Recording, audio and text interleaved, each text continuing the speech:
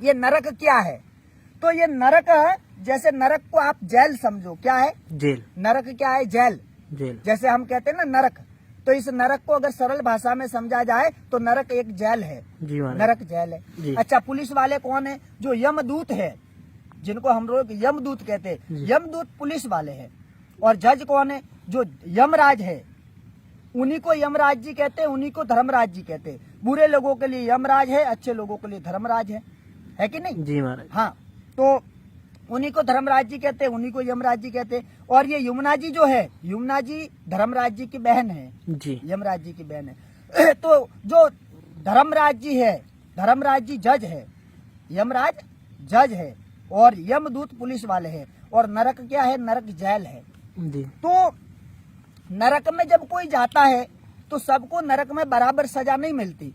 किसी को कम सजा मिलती है, किसी को ज्यादा सजा मिलती है। जैसे कि यहाँ पर जेल में जाने वाले को सबको बराबर दंड नहीं मिलेगा। जी।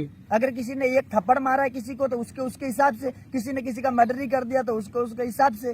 वैसे ही नरक में भी जो जाता है उसको अपने हिसाब से दंड मिलता है। अब अगर कोई मन में ये सोचे कि भाई शरीर तो इधर ही रह जाता है, वो तो जीव आत्मा को लेके जाएगा, जो छोटी सी है।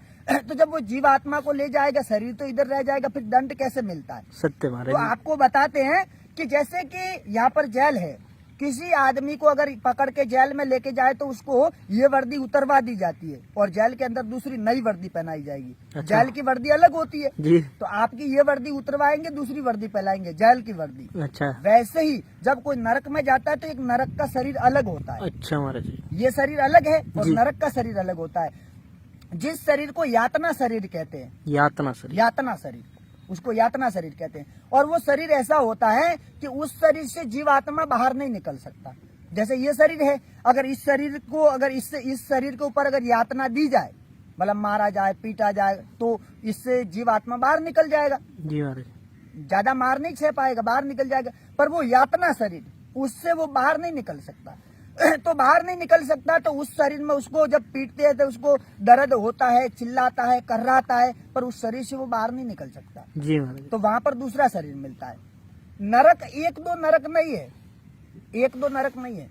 28 नरक का वर्णन तो भागवत जी में है। जी महाराज। 28 नरक का वर्णन भागवत जी में, और गरुड़ पुराण में उससे भी ज्यादा नरकों का वर्णन है। तो ये कोई कहे कि भाई नरक इतने सारे कैसे?